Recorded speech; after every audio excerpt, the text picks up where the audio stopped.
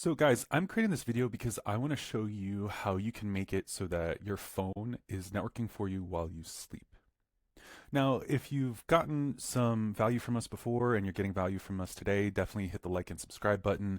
It really helps us get out there to find other people who might also need videos like this. So today we're going to be taking a look at how to implement AI into our networking processes. So how often do you go to networking events? You meet someone, grab their business card, contact information, and you don't do anything with it. You don't reach out, you don't get a coffee or call them afterwards, try to schedule something. Well, this is an issue because that's where the magic happens. How do they know if you're someone they should refer out? Or how do you know if they're someone you could refer out if you're not building relationships and staying top of mind? These one on ones and coffees need to happen. Now, what if every time you got a business card when you met someone at a networking event and got a personalized follow up the next morning? You didn't have to reach for your phone. You didn't even have to wake up on time. You could be at the gym. The text could be sent out, no motivation needed. Now, there's two things that make this work. The first thing is automations. So these are consistent, rules based, typically around time, conversations. Next, we have the conversational AI chatbot. This creates messages based on context. You provide the rules in how it responds, and it grabs context of the conversation based on prior messages or current messages. You make the rules, the bot just executes, and it sounds just like you. All this is built inside of HighLevel. I chose HighLevel to work with because it ties things together like messages, contacts, calendars, payments, social media, and AI all together in one platform. Plus, it's not super challenging to use, guys. Like this is a pretty simple platform, and it's an all-in-one platform. You don't need to have things scattered all over the place, and I'll show you why that makes things so much easier. So the first step is the form gets filled out. Now I'm going to show you the form in a second, but the first step is the form gets filled out. Why? Well, when you have a business card, generally you fill out a form anyways to put them into your CRM. This makes it structured. This keeps notes from the conversation that you had with them, where you met them, and what industry they might be in. And the reason why that's important is because I want to reference them. So I've created a form in HighLevel that essentially does just that. So it collects their full name, email, phone number, business name.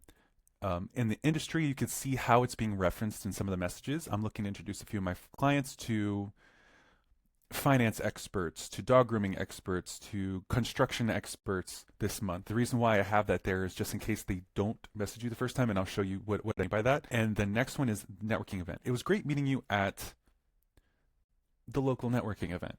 It was great connecting with you at networking notes is for your reference. The contact will not see it. It basically makes it so that during your first one-on-one with them, it'll reference these notes and you'll remember everything you discussed. You'll look like a genius. Second step after filling out the form, you don't have to do anything.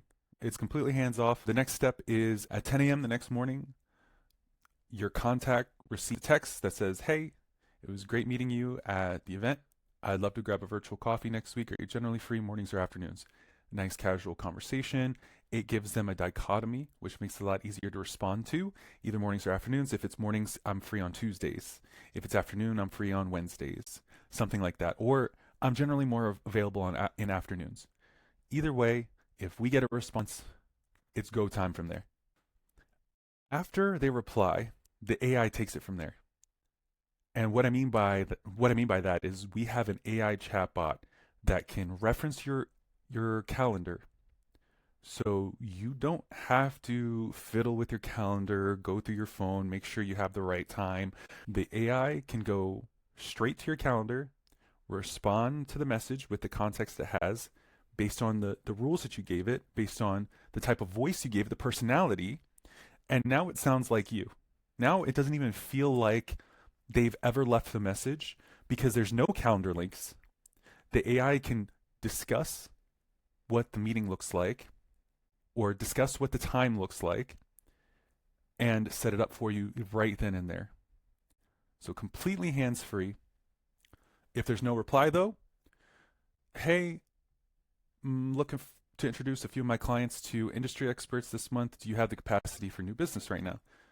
So this is a different angle. We're still trying to get that coffee, but this shows them that you're looking to also refer people out. That's why you're doing the coffee. This is not a sales call. And it's not supposed to be. Networking is all about building relationships.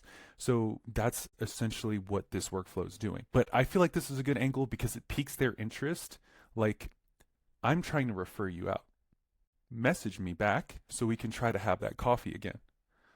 If you if they don't message back and you run into them again because you're in the same circles, because you go to the same networking events, because you're local, it sends a message like this: since we keep running into each other, we should probably grab that coffee. And the system can reference that. You might not be able to remember, or you have to sift through your messages in order to text them back, but the system recognizes that there's someone that you've messaged before, and they'll message them slightly different this time because you've met them before. Now, why did I decide to put AI into this? Well, setting up virtual coffees are always the same conversation. There's some friction, there's some back and forth. I have to wait for their response, they have to wait for my response. We're both checking our calendars. It's the same back and forth, typically just trying to match times in the calendar. The process never changes, so it should be systematized in my head. A conversational bot is right for the tool because it's a conversation.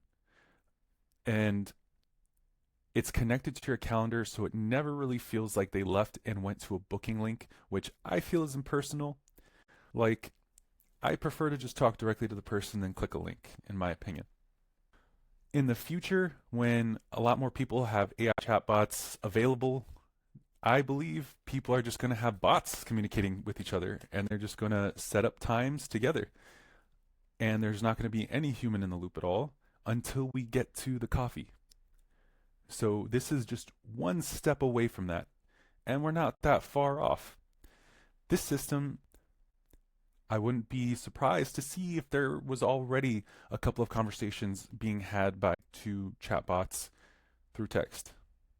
This automation builds you a process. It's not building you a relationship, but what it does is it's clearing out any of those barriers so that you can focus on the part that matters, the actual coffee itself, building that relationship, trying to refer people out.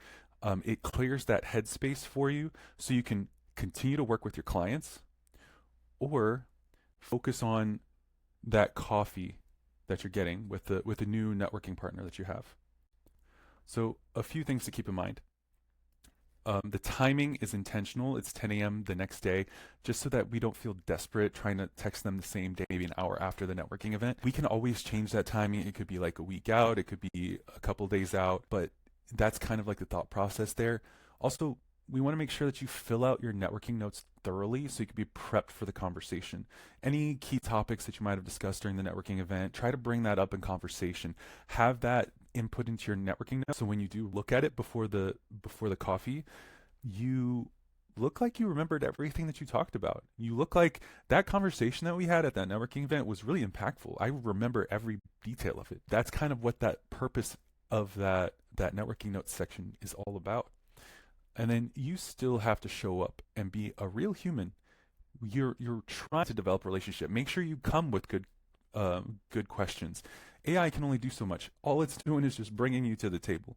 It's not it's not the one developing the relationships. That's all you. But this systematizes that process so you don't have to stress about any of like the back and forth, making sure that you message everybody. This closes that whole loop.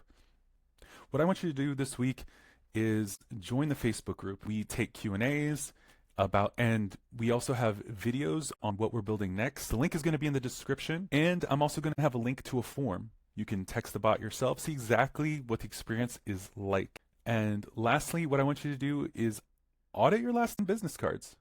How many did you actually follow up with? And of those that you followed up with, how many did you get coffees from? How much time did you spend on following up with them and maybe fiddling around with your business cards that could have been spent just inputting them into your CRM? And lastly, what I want you to do is hit that like and subscribe button.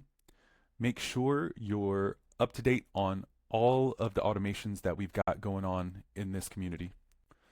Next, we're going to go behind the curtain. How is this actually built inside of HighLevel? If you have HighLevel, This is going to be what you want to watch. It's going to be a step by step process as to how this process was built.